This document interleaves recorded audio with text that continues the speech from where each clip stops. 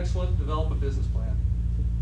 I want to give you two examples in terms of your plan. If it's primarily, and it sounds like for most of you, you're doing your own business, the business plan should be actionable.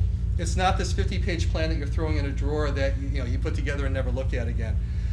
In my mind, it's 1 or 2 pages that's on a bulletin board in your office that you're looking at on a daily basis.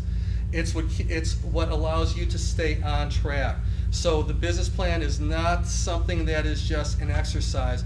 It should really be your mission and what you do on a daily basis.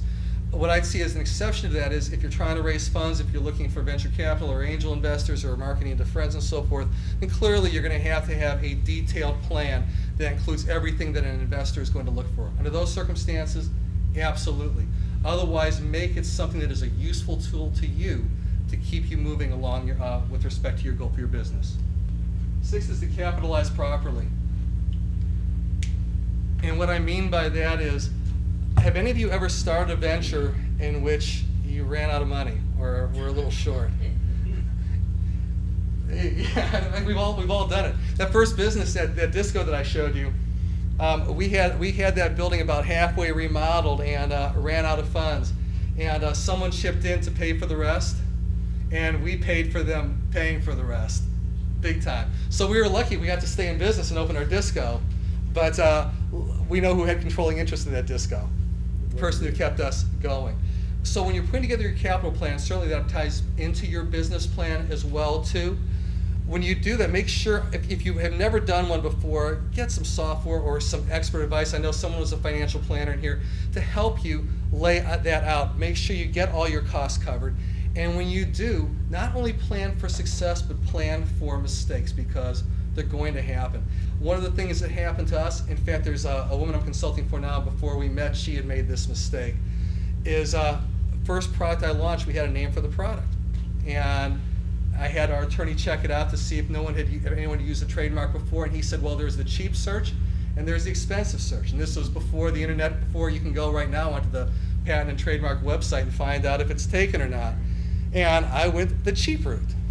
Well, the cheap route was very costly, because about 2 weeks before we were supposed to launch our product, I was in the stores doing a survey and found another product with the exact same name as ours, and it turns out they already had a trademark.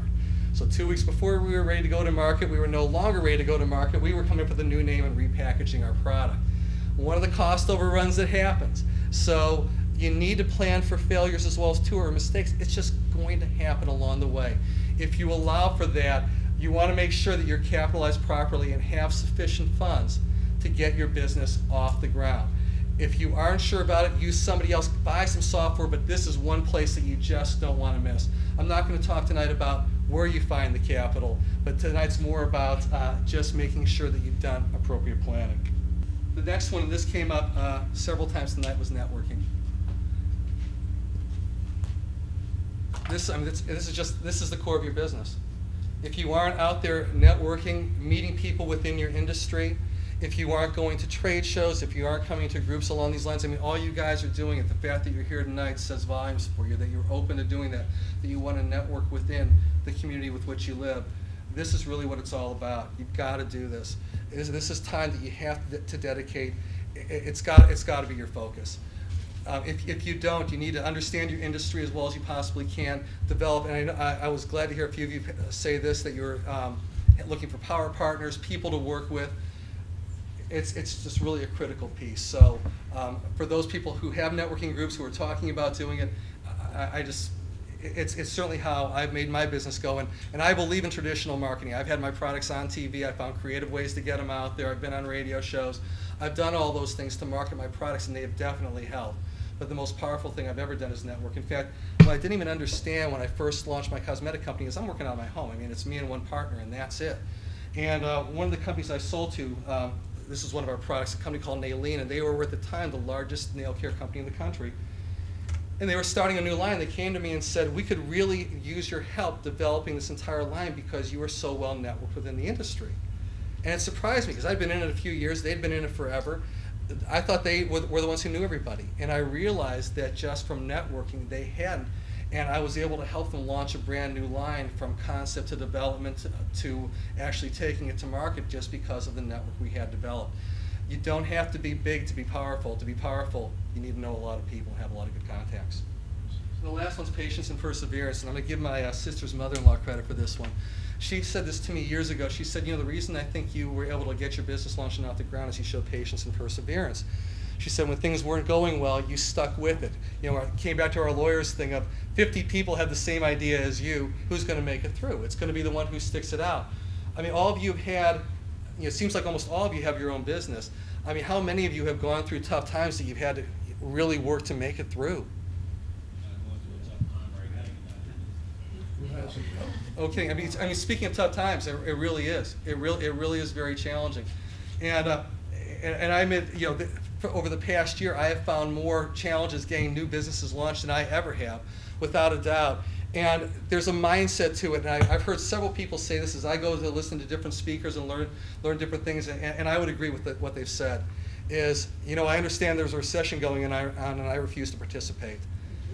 And I agree with them. It makes a lot of sense. It is a mindset. It's about you. It's about what you're going to make your life. It doesn't have to be because of what's on the front page of the paper. You're going to create this for yourself. One of the things, you've got to give yourself those positive affirmations about what is your reality. Because you're right, you do create it. If you say it, it kind of goes back to what you said. If you say it, that is your reality.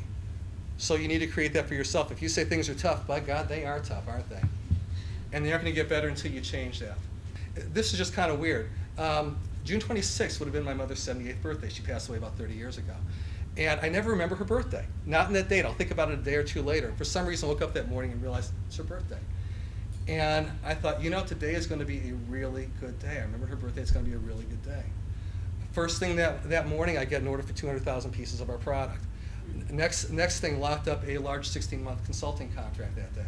It was there was just a shift, and it makes a huge difference. I really believe that does come to you if you believe in it. You get what you expect. You do.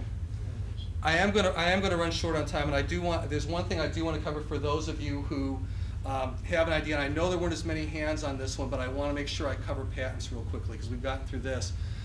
Because this is really an important piece if you're going to launch a product and understanding about patents, because it's where I personally see the most mistakes made.